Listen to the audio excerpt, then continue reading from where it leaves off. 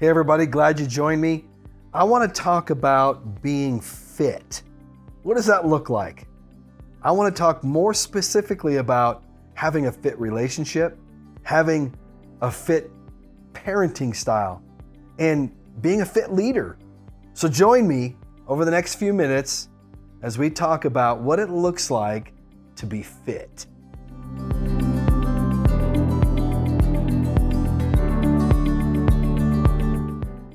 Okay, so here we go. When you think about somebody that is fit, what do you think about? Oftentimes we think about that one or two people that we know that go to the gym all the time, jog marathons, they eat like beautifully every day. It takes a lot of work to be fit.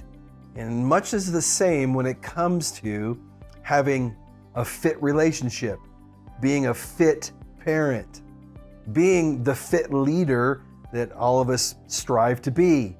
Now, I used FIT because I want to talk about it as an acronym. F-I-T. What does it mean to be fit? Well, here we go. The F stands for this. It stands for forward focused. If I'm in a relationship, if I'm a leader, if I'm a mom, dad, husband, wife, whatever it is, one of the things that I really want to get across when it comes to forward focused is when you first read that or you first heard it, you're thinking about 100% looking forward, 100% moving in the right direction. Well, stop for a minute, take a pause, because forward focused has something that we all need to deal with, and that is the past, the stuff that's behind us. Maybe it's forgiveness, maybe it's grace to somebody, or listen, maybe it's grace for ourselves. Because if I want to be forward focused, I need to look at my past, I need to reflect on it, I need to learn from it, I need to grow from it, so that as I press forward in my pursuit of being fit, I can be forward focused. Maybe there's some challenges that you have in a relationship, or maybe as a parent you've made some mistakes, or maybe as a leader, you're just not exactly what you need to be, and maybe you have a record in the past that says, hey, I'm not really the leader that I want to be. Give yourself some grace. Take a deep breath. Let's move forward and let's get forward focused. But first, take a look at your past so that we can be fully focused on moving forward. That's the F. Now, when it comes to the I, kind of a tongue twister here, but I want you to follow me. Intentionally innovative. Intentionally innovative. Now, when you read that, not only is it a tongue twister, not only is it hard to say, but when it comes to being innovative, I want you to think about something. Whether it's in your relationship or as a parent or as a leader, have you done things in the past, you do them over and over and over, and you never get new results? Or you think that you should, but you're not. And as you reflect on those things and you look at them and you think, man, I've done it the same way X amount of times, I've said the same things the same way, but I'm not getting new results. We can't expect to. Think about that in your relationships. Most of us want our relationships to grow. We want us to get to that next level. We want to elevate our relationships. But if we're doing the same thing over and over and over, we're never going to get there. So we have to be intentionally innovative. We have to think about new things that we want to do. Hear this, don't miss this. Sometimes we got to take a little bit of a risk. Sometimes we got to try things. They're not always going to work. But guess what? Sometimes you're going to run into something that works really well. It's going to elevate your relationship. It's going to elevate the way that you deal with your loved ones. And guess what? That's because you were intentionally innovative. Now let me throw a little curveball in there. Something that most of us don't do well. Well, that's unfair. I don't do well. I can only talk to myself on that one, is I don't involve others very well when it comes to being innovative. I want to think of the idea, I let it bounce around in my head quite often. I overthink it more often than not. But the reality is, I want to involve somebody else. What do I mean by somebody else? Now, I want to just take a simple example here. I want you to think about you and your spouse, or you and your partner, whatever it is. The individual that's closest to you. Think about it in a relationship concept. If I just start thinking about how I can be better, how our relationship can get better, and I try to do different things into that relationship to make it grow, sometimes it'll work, sometimes, but more often than not, the other person looks at you like, what are you doing? Why are you trying that? What are you doing? So when it comes to being intentionally innovative, we need to involve the other person. Hey, what works for you? I believe that our relationship should grow.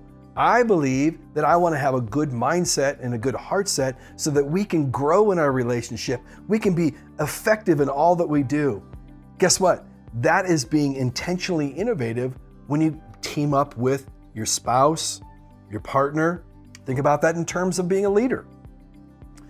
As a leader, oftentimes you are expected, well, let me rephrase that. The world expects you to have all the ideas and all the everything so that everybody can be moving forward.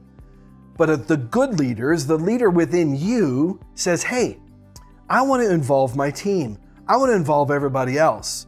So we gather everybody up and say, hey, we need to go this direction. We need to get there. But to get there, there's some challenges along the way. Who has some ideas on how we can get there? Who, as you start forming your team and you start pushing the ideas of your team together, guess what you're doing? You're being intentionally innovative. Guess what that does?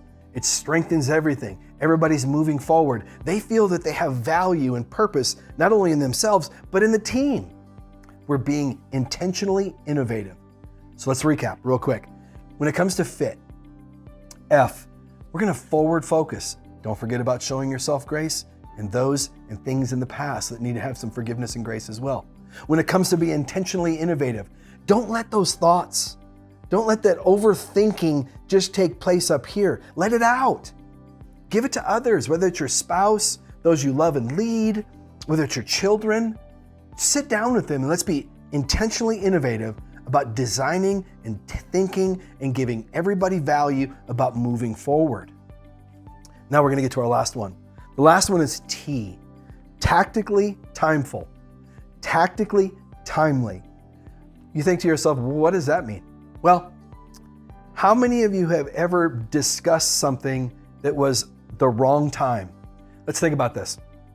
Maybe you went into the boss because you wanted to tell the boss, hey, I think that we need to do X, Y, and Z so that we can have a more productive, effective product outcome. But what you recognized that morning was that your boss was getting chewed out by the senior boss. And your boss was not having a good day. But you decided to go in and express your thoughts and your concerns and your ideas at that moment. That wasn't tactfully timeful. That was probably, it didn't turn out the way that you wanted it to. So when it comes to being tactically timeful, we need to make sure that we're using our intuition, or make sure that we're present moment awareness, that we're looking around us and we're implementing these things, giving our thoughts, giving our ideas at the right time. Think about this.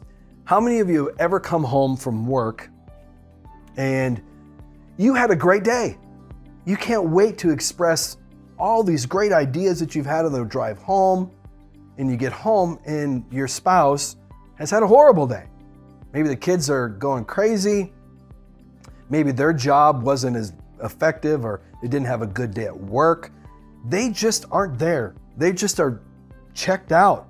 They're tired. They're wore out. Would then be a good time to come in there and talk about your great ideas, talk about this new move that you wanted to do, and maybe elevating your leadership, elevating your parenting, elevating your relationship? Probably not. So we have to be tactfully timely when it comes to these things. So let me recap real quick. When it comes to fit, F-I-T. If we want to be a fit leader, if we want to be a fit parent, if we want to have a fit relationship, this is what I'm talking about.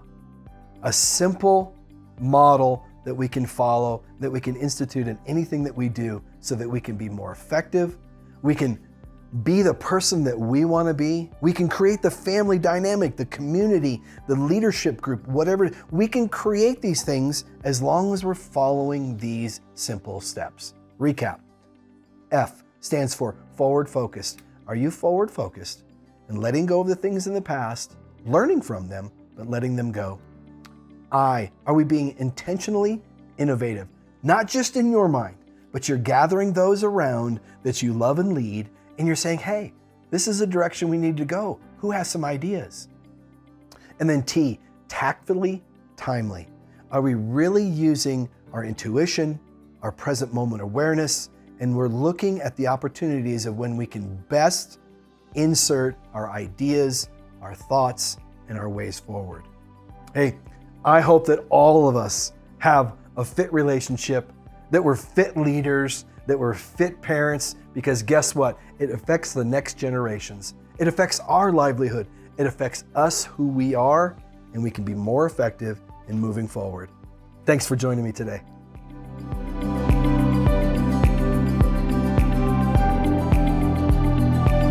Hey, I hope that this fit model helped you out, because I think that if we put it into our lives and we use it on a regular basis, it'll help us be better moms, dads, husbands, wives, leaders, because we all want to be fit.